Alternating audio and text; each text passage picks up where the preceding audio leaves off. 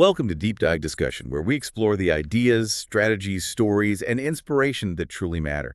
Today our topic is Viktor E. Frankl's Man's Search for Meaning, a really profound book. Now let's dive in. Yeah, it's definitely one of those books that stays with you. It's so relevant even today. It's not just about his experiences, harrowing as they were, but it's this framework really for understanding resilience. Resilience and finding purpose, right? Yeah. Even in just the absolute worst circumstances imaginable. Exactly. And how his own survival story directly fed into his whole theory of logotherapy. It's this blend of memoir, psychology, philosophy even. It really is. And the structure's so effective, isn't it? That first part is just visceral. His time in the camps. Yeah. He lays out those three phases of psychological reaction that he saw, that he lived through. The admission, the sort of entrenchment in camp life, Yeah. and then liberation, which wasn't straightforward either. Not at all. He really maps out that journey, the initial shock, then the slide into, well, apathy as a coping mechanism, and finally the complications of freedom returning. Each stage has these really crucial insights, doesn't it, about how we cope. Absolutely. Deep lessons about the human psyche under extreme pressure. So let's start where he starts that admission phase. Arriving at Auschwitz, I mean. You try to picture it. It's almost impossible. The book just throws you into that immediate loss of everything, your identity just gone. Name gone, number given, possessions taken, your life hanging by a thread in that selection process. Total dehumanization right from the start. And Frankl notes the initial shock, it was almost like a psychological shield. It sort of delayed the full horror hitting. A buffer. But then that selection, life or death based on a glance. Terrifying. The sheer arbitrariness of it. And the constant fear. Yeah.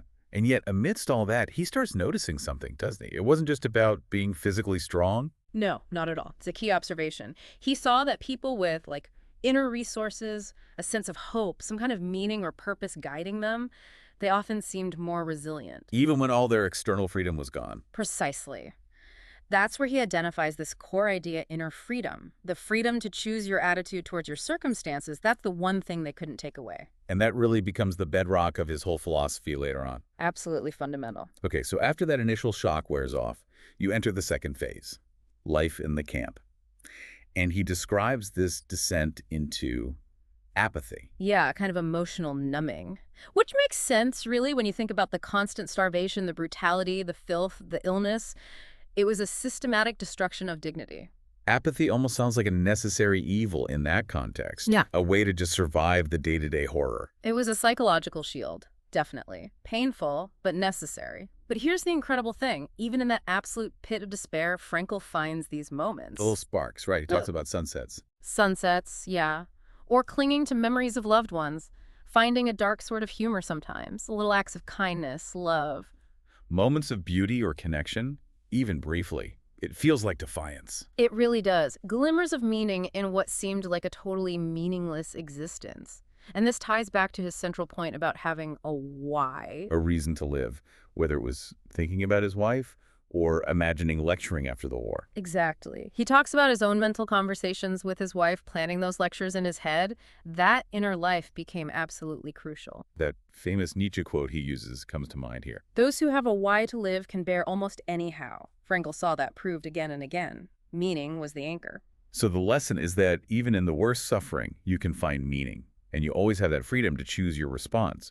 Maintaining your inner self becomes this act of resistance. Profound resistance, yes. It underscores that dignity can be maintained internally, no matter what. Which then leads us to the third phase, liberation.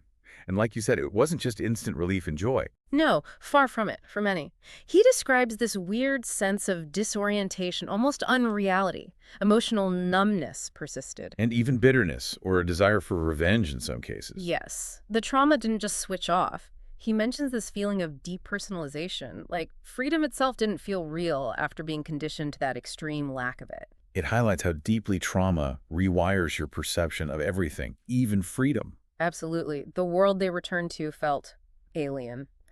And Frankl's insight is key here. Real recovery wasn't just about being physically free. It was about actively finding meaning again, right? Purpose in this new, confusing reality. Exactly. It's a process. Healing takes time, and that search for meaning, making sense of it all, is vital for putting the pieces back together. It's ongoing. Which transitions us perfectly into the second part of the book, logotherapy in a nutshell. This is where he lays out his whole psychological system. Right, and he sets it apart, doesn't he? He contrasts logotherapy, logos meaning, with Freud's focus on the will to pleasure and Adler's on the will to power. For Frankl, the primary drive, the core human motivation, is this search for meaning. The will to meaning, yeah. Even, and maybe especially, through suffering. That's the cornerstone. And he emphasizes its focus on the future, which is different from psychoanalysis looking back. Very much so. Logotherapy looks forward. What meaning can you still fulfill? What potential is waiting? It's goal-oriented, about becoming. So what happens when that will to meaning gets blocked? That's what he calls existential frustration. And he believed this could lead to specific kinds of psychological issues, neurogenic neuroses. Meaning neuroses born not necessarily from past trauma in the Freudian sense, but from a lack of meaning in your present or future. Precisely. Stemming from that frustrated search for purpose. And he also talks about something very relevant today, the existential vacuum. That feeling of emptiness, like something's missing. Exactly. That void that can open up when, say, old traditions or values lose their hold and people feel adrift, without clear direction. He saw it as a growing issue in modern society. And logotherapy offers tools to combat this. It does.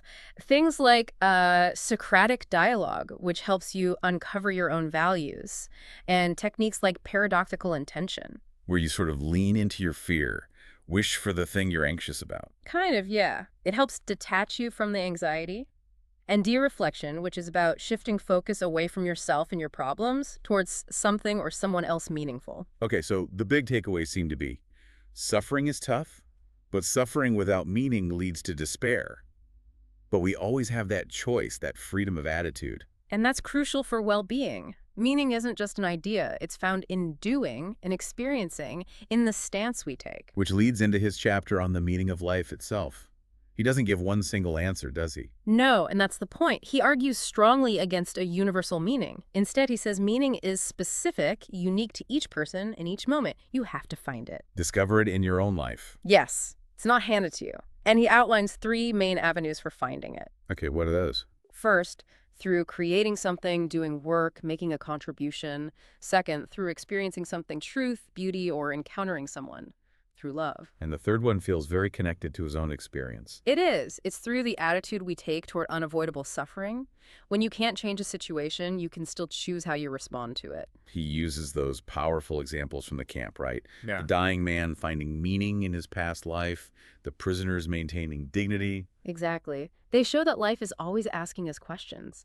And we answer not with words, but with our lives, our choices, our actions. Meaning isn't static, it changes. And finding it is our responsibility. That link between freedom and responsibility is huge for him. Absolutely central. Your freedom to choose brings with it the responsibility for your choices and for finding your unique meaning. Then he addresses what he calls the tragic triad. Pain, guilt, and death. Yeah. The unavoidable stuff. Yeah, the tough realities of being human. But logotherapy doesn't try to help you avoid them. It helps you face them and find meaning through them. So it's not about eliminating suffering, but transforming how we relate to it. Precisely. Suffering faced with courage can actually be, well, elevating. It can lead to growth. Guilt can push you towards change and self-improvement. And death. How does that fit? The awareness of death, our finitude, can actually give life urgency. It motivates us to live more meaningfully now because our time is limited.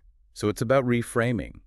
Pain becomes a chance for achievement, guilt for growth, death for motivation. The message is that life always holds potential meaning. Always. Regardless of circumstances, it's your response that shapes the meaning of those circumstances for you. This all builds towards the postscript he added later, the case for a tragic optimism. What exactly is that? It's a kind of optimism that isn't naive. It's hope, yes, but hope combined with a clear-eyed awareness of life's tragedies and difficulties. So acknowledging the bad stuff, but still choosing hope. Exactly. It involves 3 things, really. Affirming life despite the suffering, saying yes to life even with all its problems, and responding to whatever life throws at you with courage and authenticity. It sounds like a powerful stance against negativity or giving up. It is. It's his counter-argument to nihilism, the idea that life is meaningless. And also against just chasing pleasure, hedonism, or thinking possessions bring happiness, materialism. He argues that real meaning comes from how we engage with life's challenges, holding on to our values. Right. The core lessons are that you can be optimistic even while acknowledging pain. You're not just a victim. You are the one who creates meaning. And that freedom always comes with responsibility. It's such a powerful book.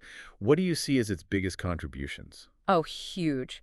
Obviously, introducing logotherapy as a major school of thought, redefining resilience around meaning, not just toughness, that unique blend of memoir, psychology, existentialism. And really putting the search for meaning front and center as a basic human need. Absolutely. And profoundly, it humanizes the Holocaust experience in a way that offers these deep philosophical takeaways without diminishing the horror.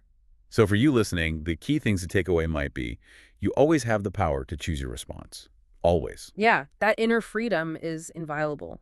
And seeking meaning is often more vital, more sustaining than just seeking happiness. And that even in the worst darkness, humans are capable of compassion, purpose, dignity. That capacity is always there. Your freedom to choose your attitude is your ultimate strength. And finding meaning isn't passive, it's an active personal responsibility that comes with engaging with life's questions. It's your life's task, in a way. Thanks for listening. Grab Ysh Estayo's latest book on Amazon. Need business consulting, artificial intelligence, book writing, and publishing? Ysh has your back. Contact Ysh Estayo or leave a comment. Until next time, keep diving deep.